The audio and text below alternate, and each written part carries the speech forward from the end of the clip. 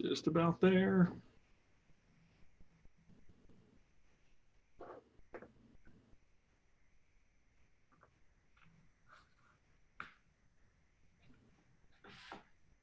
We're just about there. We are absolutely there. We are live on YouTube now. So once again, good morning, folks. Those of you that are watching the recording here, today's presentation is on preventing slips, trips, and falls. And here with us, we have the illustrious Doug Folsom. Doug. Thank you, Jason. Appreciate that introduction. And thank you all for joining us today. You know, we talk about, you look at this topic coming up for a safety moment, slip, trips, and falls. And I fear sometimes that people may go, oh, that's kind of basic. But even though it may be basic, the basics are what keep us safe. If we look at our history here over the last 5 years, slips and falls have accounted for, you know, more of the cost of our workers' comp program than any other cause. It's the #2 most frequent cause of a work comp injury, but it's by far the most costly, on average, costing the whole Utah local government's trust pool over $1 million a year. And so if it's something that if we can learn to prevent, we can save ourselves a lot of money and prevent a lot of pain and suffering too as we go along.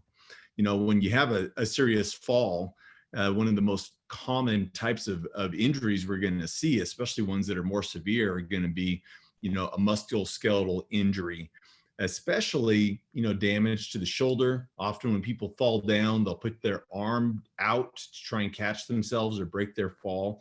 And especially if they're putting their arm behind them, if they're slipping backwards, that will often tear the rotator cuff.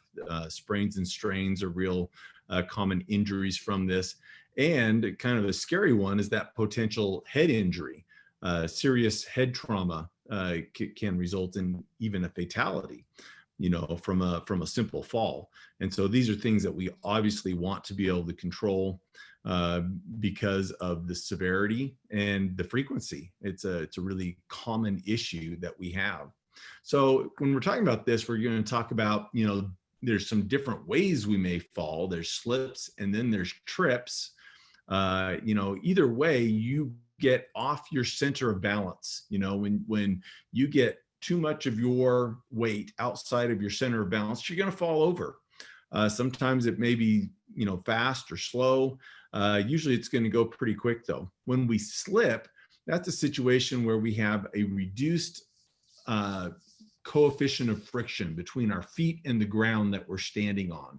And so our feet can slide out from under us real easy, and often resulting in a very fast fall to the ground with a lot of force, especially when we're talking about, you know, ice. You know, when in the wintertime, we get really bad slip and falls from ice. A trip occurs when you're walking along, when you're moving and your lower extremity comes into contact with some sort of object that slows your momentum at your lower body, but your upper body will continue, you know, going forward. And so that's a trip. You catch your toe on something normally, but it could be something that you catch your foot or your leg on that causes you to tip over forward. And then of course, falling is, you know, a rapid downward movement, you know, without control, that occurs when you get off your center of balance. Sometimes we just fall to the same level. And we usually, when we talk about falls, we say, you know, we document whether it was a fall on the same level. In other words, you fell to the floor that you were standing on, or you fall to a different level, or to a lower level where you fell off of, say, a ladder, or off of a platform, or, you know, from one floor down to another floor off some stairs or something like that. That's falling to a lower level, which can be a much more serious type of fall. When we look at how do we prevent slips and falls, or trips and falls, we want to consider what are the causes. You know, why did these things happen? And when we identify that cause or identify the hazard, then we can work to eliminate the hazards. We can control the hazards by removing them, even if we can't eliminate them, you know, get them out of where we're coming into contact with them. Sometimes there may be personal protective equipment that we may use that may help keep us from falling because of that hazard. So we'll talk about, different ideas, different types of hazards, and what are the ways that we control those hazards to help prevent falls. Common causes of slips are going to be slippery surfaces caused by water, snow, or ice. Every winter, we see a ton of claims from people falling primarily in parking lots or on sidewalks, but a lot in parking lots coming into the office in the morning after a storm. And that's a situation where you have that slick surface. Sometimes you may have a wet or oily surface, especially if it's on a hard, flat surface, like say you've got a concrete floor and you get water on that or some oil or grease on that. That can become extremely slippery. Dust on a hard, polished surface can also be very dangerous too, and very slippery, as can paper or plastic. If there's garbage sitting on the floor and you step on that and that paper or plastic doesn't grip the floor as well as your shoe does, then that could be a slip. And obvious polished surfaces create additional hazard. And so there are things that we can do to try and reduce that hazard or eliminate that hazard. Other things that we can see are trip hazards, hoses, cables, cords that are out in the walking area across a walking surface where we come into contact with them. Just general housekeeping can create trip hazards. Unexpected changes in elevation, say a small curve, a step up that's not expected. Maybe it could be, a heaving piece of cement where there's some damage that creates an uneven surface, or it could be a hole, that's in the surface that creates an unexpected step down. Carpets, rugs that can be crumpled or rolled up or curling on the edges can be trip hazards as well. We also have to deal with human factors as we get older. One thing that changes is our eyesight. And so how we perceive what's going on around us changes. And it's really important to make sure that we're looking ahead to see what is on the ground where we're going to be walking, and not just right in front of us, because then we can't anticipate as well. But your changing eyesight can be a function, your physical condition or fatigue. If you've been working, long hours, or it's been physically exhausting work, you're much more likely to have a fall. Maybe you're suffering some physical diminishment from stress or illness. Or it could also be from medications that are in your system that could cause you to be more prone to falls. And so obviously being aware of how those conditions are affecting you, like medications, or, if you're ill, and making sure that you avoid that, the potential for falls by overdoing it and going beyond your limits is one way that we can, prevent a lot of accidents, not just trips and falls.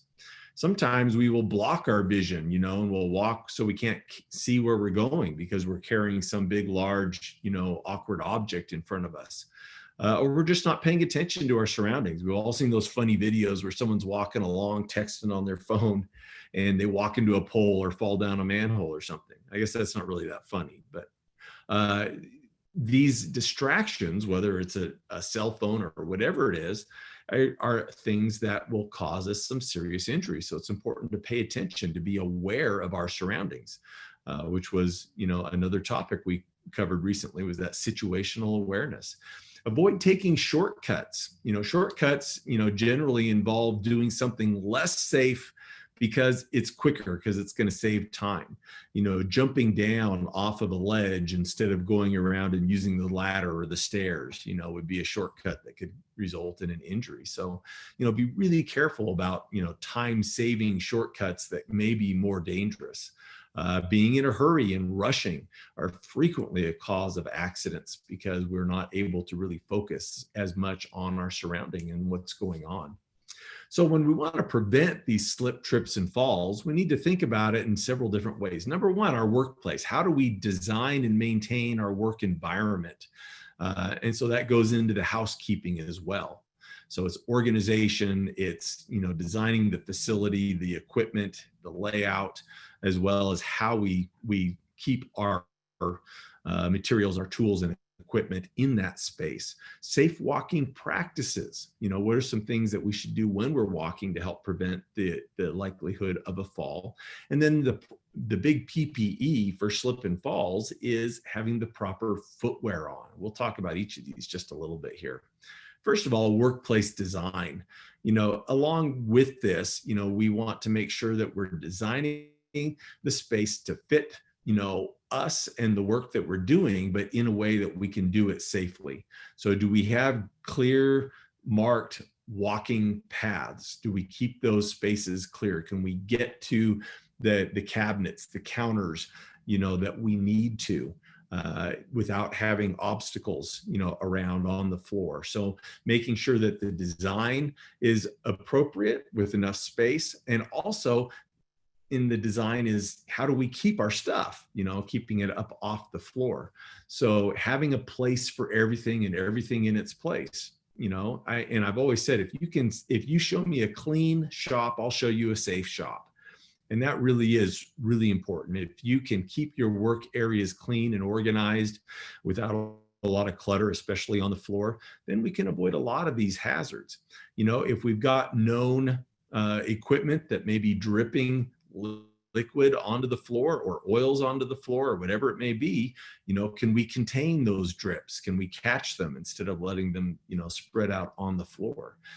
Our surfaces often, if you're working on a concrete floor especially, if that floor can be polished really smooth, then we can have a floor that as soon as it gets wet or oily is going to be super slippery. So are there things that we can do to make that surface less slippery? Are there treatments, coatings that we can put on it, or grip tape or other things like that to help that surface not be so slippery? Marking transitions, making sure that if there is a step up, for example, or a doorway, a threshold, that those are clearly marked and identified, especially if the step may be something that would tend to be unexpected for people coming into that area. And anytime you have sloping grounds, or you're working at heights where you've got a platform, a mezzanine, something up off the ground near a change in level, that's something we need to think about. How do we design that, and what kind of safeguards do we put in place to protect us? And lighting is really important as well, because if you're not going to trip on things, you need to be able to see what's going on around you. So often just looking around and noticing maybe that we've got some lights burnt out is something we need to address, or just noticing that a work area or a space that we access regularly is really dim, and maybe we need to add some additional lighting in there to make sure that we can see the hazards and negotiate those safely. Snow and ice, like I mentioned, is a huge one. We see very serious injuries every year from people slipping and falling on snow and ice, and it's something that we deal with every year, something we should be able to train ourselves a little bit better to deal with. But often we just kind of treat it like it's so normal that we just, we'll go out there with our normal shoes or whatever and just, deal with it. And sometimes we need to take some extra steps to make sure we can be safe in those extreme conditions. So snow and ice removal and monitoring is important. If you've got an active storm going on, is there someone assigned to keep the steps and sidewalks clear? How about the driveways and parking lots? Do we get those cleared before people are arriving? Often, a lot of the slip and falls on ice that we get in the wintertime are the first person coming into the office early in the morning before the parking lot's been cleared, and they slip and they fall. And so do we make efforts to get that parking lot cleared before our employees will start arriving, or making sure that the first employees to arrive are the ones that clear the parking lot for everybody else, so that it can be safe? And then keeping a log of your snow and ice removal activity is important. Number one, if we have somebody sue us for a slip and fall, that log will show, hopefully, that we're being reasonable and prudent in, our snow and ice removal, doing it frequently enough, and that we are doing it. We can prove that we're doing it. But also, it allows managers and supervisors the ability to go and review the log and see, is so-and-so who's assigned to, take care of the sidewalks or parking areas, are they doing it? And are they doing it often enough? And so if you're keeping that documentation, it also gives you a management tool there as well. housekeeping. Obviously, we mentioned everything having a place and having it organized. I think you've probably all seen spaces that get a little cluttered. You know, OSHA has some standards that actually tell us that passageways and storerooms need to be kept clean and orderly. And that's in large part to prevent trip hazards. So do we just pile stuff up on the floor, or do we make sure we have a neat place to put it? And, you know, some examples are worse than others, but these are just some pictures of things that I've seen over the years as I've gone around looking at facilities. You know, and a lot of this stuff, you know, there's probably space for it if we, you know, take the time to reorganize and shift things around and get it up off the floor, especially out of the walkways. You know, if you have to be able to get into that space, let's not make it so we have to climb over stuff to get in there. Let's keep that walkway clear of any cords or equipment, tools, or any other supplies that could be creating obstruction. I know storage space becomes a premium and we never have enough of it, but we really do need to make sure we keep our walking spaces clean and organized so that we're safe. You know, the PPE I mentioned for preventing, you know, falls often is the right footwork for the job. So we need to think about, what are we doing? Are you working outside all day, or do you work inside in a shop most of the day? What kind of surface are you on is going to be really important in determining what is the right kind of footwear. Whether I should have a safety shoe that, you know, gives me crush protection, or, you know, protection from slips, and what does that actually look like? If I'm outside in the mud and rocks and stuff, I may want, you know, a heavier looking sole like this Vibram sole for this boot, you know, that's going to be able to grab onto, you know, those rocks and surfaces and give me better traction. But that same shoe, when I go inside onto a smooth, hard concrete floor that's maybe a little wet, maybe become extremely slippery. It may not get that traction there. And so depending on what the work is that you're doing is going to determine, you know, what is the proper footwear. So I've got two examples here in these pictures. So the Vibram sole there, I call that the waffle stomper. Jason thought that was funny. I used that term. But then you also have this shoe that has all the little tiny treads on it. And this is what you would see normally in what we call a slip resistant sole. And those treads, there's lots of little treads, like lots of little teeth that can grab a hold of the floor for you, but it's also made of a softer material that will conform to the surface and grab it a lot easier. So if you're working on a concrete surface a lot, or a smooth surface, a tile surface, and it's a situation where that floor gets slippery because it can get wet or get grease or oil on it, then that's the type of shoe you probably want to have, because it's going to grab a lot better on that smooth, slippery surface than, you know, that Vibram sole will, you know, that you might be better for outdoors working in the dirt and the rocks.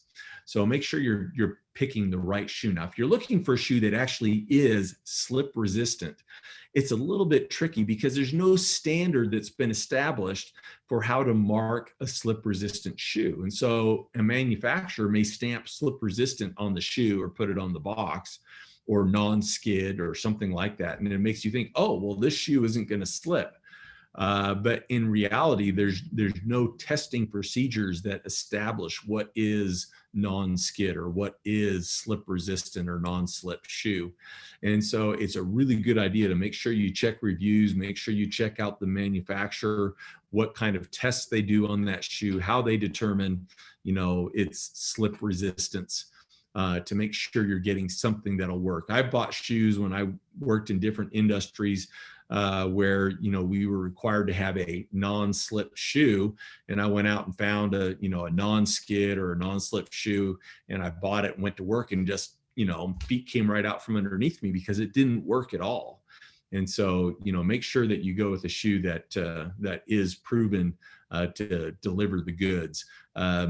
Shoes for Crews is a company that sells a lot of these non-slip kind of shoes. I've used those. They work really well. Skechers has a lot of shoes that are very highly rated for their slip resistance.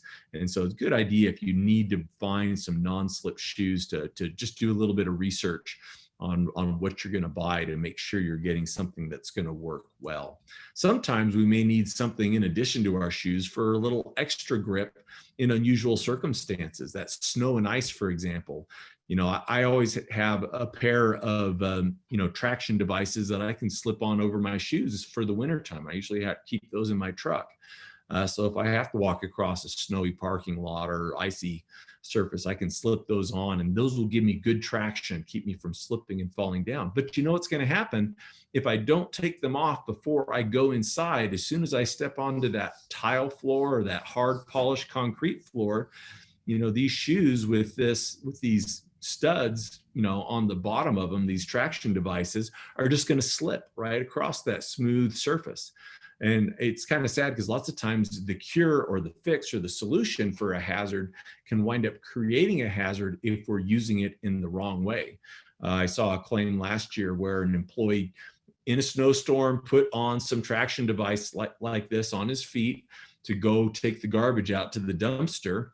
And when he came back in, he didn't take them off before he walked onto that smooth, hard shop floor, and he slipped as soon as he hit that concrete floor. And so we have to remember the limitations of our PPE. If you're thinking to put it on because you're going outside, then remember to take them off before you come back inside. It can be just as dangerous if we're using the wrong thing in the wrong place. Surface treatments. If you've got a slippery floor, there's coatings that you can apply to the floor that are clear, that are invisible, that can increase the coefficient of friction for your floor, even in wet conditions. Sometimes you can use rubber mats or carpets or rugs to help deal with these wet surfaces that could be slippery. Sometimes you may be putting grip tape down, like on the edge of steps or other areas where it could be slippery. But take a look. If you've got an area that is slick, kind of avoid, that tendency to say, oh, I'll remind myself to be careful when I'm in that slippery area. Instead of doing that, let's fix the problem. Let's make that slippery area not so slippery anymore and try and maintain and manage that. Sometimes you may have openings in a floor, in the ground. So it could be a manhole, it could be a hatch to a lower level, or a roof hatch if you're working up on a flat roof or something like that. And we need to keep an eye on these. If they're open, we need to make sure that they're guarded, that we're paying attention to them, that they've got a barricade around them, or that there's somebody standing there monitoring it, making sure people don't fall into them. It happens. And sometimes there are fatal injuries that occur. So make sure that those floor openings, are protected, that we keep the covers on them when they're not in use, and that we keep them barricaded or protected when they are in use. Other common floor openings, we see a lot of these are service pits in some of your maintenance bays. And often these don't get covered up when they're not in use. A lot of people will tell me, oh, we usually have a big truck parked there, but maybe I don't see it there right now. And most people feel pretty comfortable. They know where the pit is, and they're not going to fall into it, but that's no guarantee that somebody else isn't going to fall into it. So we need to make sure that these, when they're not in use, that these openings are covered or have a railing, a standard railing or barricade around them. Also, open-sided, elevated surfaces. We see a lot of these mezzanines in our shops and in our workspaces. Making sure that we have good railings in place, and if not, appropriate fall protection when employees are working in these areas. This is one I saw one time where we had built some offices in the warehouse, and we were storing stuff on top of there, a mezzanine. So we built a nice staircase to get up there with railings, but nothing else is protected. We need to make sure that we're covering all of our bases here and avoiding that potential for a fall. Sometimes this is a common one we see also, where you have an upstairs storage area with an open doorway that just opens up into an open wall where we can lift stuff up with a forklift or something. These doorways need to be locked and secured so people can't inadvertently walk through them. And when they're open, make sure that, just like that opening in the ground, that it's guarded, that it's that there's someone guarding that space, or keeping a barricade or something on there when it needs to be open. If you've got stairways with steps, if you got more than 4 steps going up, generally you need to have a handrail. And if you need to have a handrail, there's something else. you should use the handrail. I know most people probably don't grab a hold of the handrail, but it's there for a reason. And because people do tend to trip or slip on stairs, and it can result in a really bad fall. If you've got your hand on that handrail and you slip or trip, it can prevent you from falling down. If your hands aren't on the handrail, it's not going to do you a whole lot of good. I know today in the COVID environment, we're trying to avoid those high touch surfaces, but even as such, you can have your hand above the handrail ready to grab it. But those handrails are there for a reason. So let's make sure we use them. And kind of, one of the final couple of notes here, another one we've seen, not so much, we do see dangers where employees fall into a space, into a hole where we're doing maintenance or something. That does happen, but we've seen some really bad liability claims where citizens have fallen into, a hole in the sidewalk or something like that. Sometimes they don't just walk into them. Sometimes they ride bikes into them, or we've had a couple of really bad claims where people have been riding a bike down a sidewalk, and you're not supposed to ride a bike on the sidewalk, right? But they've been riding a bike down the sidewalk, and there's some maintenance that's being done there that wasn't covered, at the end of the day, and they ride their bike into it. We've seen some serious liability claims on things like that. So make sure it's visible, and then make sure that it's barricaded or covered when you're not actively there working on the site. Never assume that it's so obvious that nobody's going to walk or ride into it, because there's no such thing. We always need to make sure that we take the time and precaution to prevent people, from falling in to any kind of, maintenance hole or damaged area that we're working on. Parking lots, again, early snow removal and timely snow removal throughout a storm that is documented, as well as maintaining a good condition of the surface, is important for preventing slips and falls. If you do fall down, I know you fall down, it only takes a split second to fall down, but there's a couple things, if you can do this while you're falling, that will help avoid even more serious injury. Is number one, protect your head. If you're falling down, if I'm slipping and I'm falling backwards, I should tuck my head forward, to hopefully prevent my head from, knocking into the ground. That could result in a fatal injury. So protect your head, keep your head up away from the ground. If you can tuck and roll into your fall, that's going to reduce that impact when you hit the ground. And if you're falling down, generally you'll have a less severe injury if you can fall to the right or to the left than if you fall straight down. And so generally, as you're falling, maybe you can do one or two things real quick while you're falling. Lots of times we'll put our hands out to try and catch ourselves. If you're falling backwards, like I said, that's a real common way to tear a rotator cuff, is to put your hands behind you to catch your fall. You're much better off bending your knees and trying to roll into that fall than to, put an arm out there and have your shoulder torn when you hit the ground. So kind of be careful about that. Falling forward, you can kind of put your hands up there to protect your face a little bit. That's not as likely to result in as serious an injury. But if you're falling backwards, be careful about putting your arms and your hands behind you to catch your fall. Maintenance checks or facility audits. Some people think audit's a dirty word. But have a regular program for inspecting all of your facilities. High traffic facilities, really high traffic facilities should have some sort of check done every day. Your common workspaces should have, some sort of check done weekly. And other areas should probably be checked at least monthly or on some sort of regular schedule. So have a process in place where someone goes out with the purpose in mind of looking for safety hazards, condition problems, identifying those, and then have a closed loop tracking system to make sure that those identified problems also then get a work order produced, that they get fixed, and that we have that documentation. It's also a liability protection. When we use a documented inspection form on a regular basis and we do a thorough job of filling it out and it's not pencil whipped, this shows that we're being reasonable and prudent in our management and maintenance of our facilities.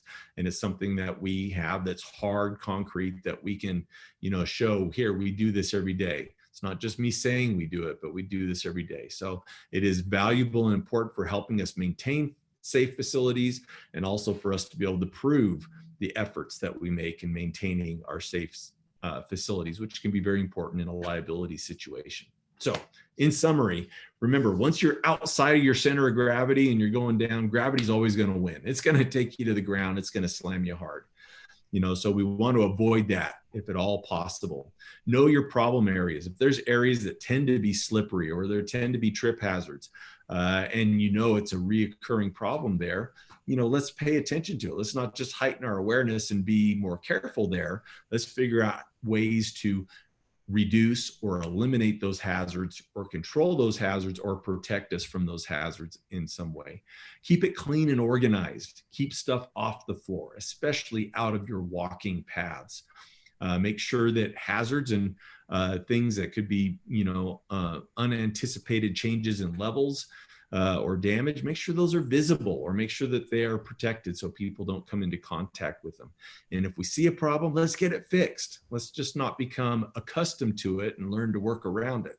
Let's fix it, because, that may help keep you safe for a little while, but it's not going to keep everybody else safe.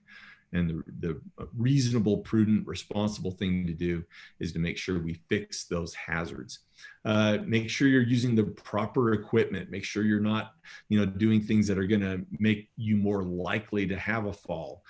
Be careful about working when you're overly exhausted or tired. Make sure that you're using proper PPE. Make sure you're using the right kind of footwear for the surface that you're working on, and make sure you can see the floor and know where you're walking and be aware of your surroundings, and avoid that costly and painful fall to the ground. Any questions? Folks, go ahead and type your questions into the chat box, and we'll get Doug to answer those right now. This has been a great session, great material, and like Doug said, sometimes we overlook these simple things, but they can be so important for us. Just looking for questions there. All right, good to have some kudos there. Thanks, Jeremy. Appreciate the kudos there. Doug did do an awesome job. Thank you. I'm not seeing any questions coming in. So final word. Just go out there, and I really can't emphasize this enough, the importance of making sure we look at our spaces and do those thoughtful inspections to make sure that we're identifying these potential problem areas so we can address them appropriately and take care of them. And you really can't ever be, too careful or too safe. And that's what we want for all of you, Brent and Jason and I. That's kind of our purpose in life. And we want you to be healthy. We want you to stay safe.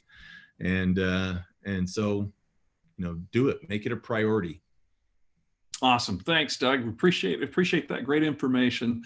Just a reminder to you folks that we'll have our Safe Sidewalk presentation webinar at 10 o'clock today. So if you want to get in on that, you can go to our website and sign up, or send me an email right now, and I can send you a link where we can get you into that.